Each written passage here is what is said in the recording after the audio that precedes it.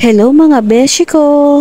Pasensya na pala kayo sa boses ko, medyo paus ako, masakit kasi yung lalamunan ko. Bigla nga pala nag-brown out dito sa the mall. Nasakto pa na wala akong load, wala ding wifi. So ano nang gagawin ko ngayon?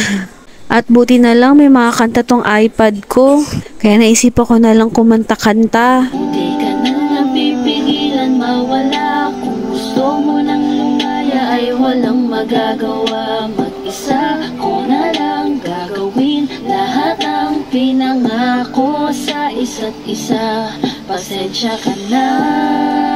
O diba, paus pa yan na. Kala mo man ganda-ganda ng boses. Bakit ba gusto ko kumanta? Charot. Itinigil ko na nga yung pagkanta, mamaya kasi umulan pa, tapos lalong hindi magkaroon ng kuryente. So ending, kasalanan ko pa, haha, charot.